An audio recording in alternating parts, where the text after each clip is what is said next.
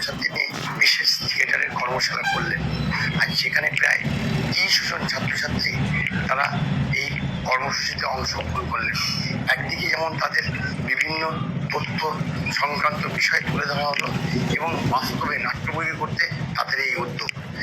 বর্তমানে যখন গোটা বিশ্ব এআই অর্থাৎ আর্টিফিশিয়াল ইন্টেলিজেন্স সময়ের ধাপে ধাপে এগোচ্ছে, সেখানে বাস্তবমুখী করতে এই ছাত্রছাত্রীদের এই অভিনব উদ্যোগ নাট্য সংস্থান তারা জানছে একদিকে শারীরিক, অন্যদিকে মনের বিকাশ করবে। তাই এই উদ্যোগ আগামী দিনে আরও বেশি বেশি করে যদি কেউ নেয় তাহলে আগামী প্রজন্ম হয়তো অনেকটাই বাস্তবমুখী হবে।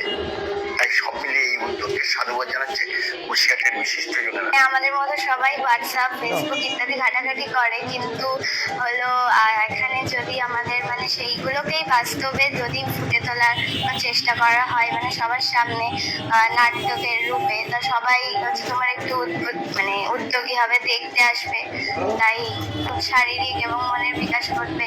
এটা স্কুলের যে বাচ্চারা স্কুলে যারা পড়ে তাদের মধ্যে একটা নাটকের প্রসার বা স্টুডেন্ট এবং থিয়েটারের যে সম্পর্ক, সেই সম্পর্কে যাতে আরো ব্যাপ্তি ঘটে, সেই কারণেই বার্তা বিশেষ করে আমরা যখন বিশেষ ফেসবুক বা সোশ্যাল মিডিয়ায় অনেক বেশি সময় কাটাচ্ছি, বিশেষ করে রিলস বা স্টোরি ইত্যাদি ইত্যাদি বিষয়গুলোতে অনেক বেশি সময় কাটাচ্ছি, সেই সময় আমরা পড়াশোনা বা থিয়েটার বা একটা গঠনমূলক বা কোনো সংস্কৃতিমূলক কাজে কিন্তু সময় দিচ্ছি না। আজকাল শুরু হয়ে গেছে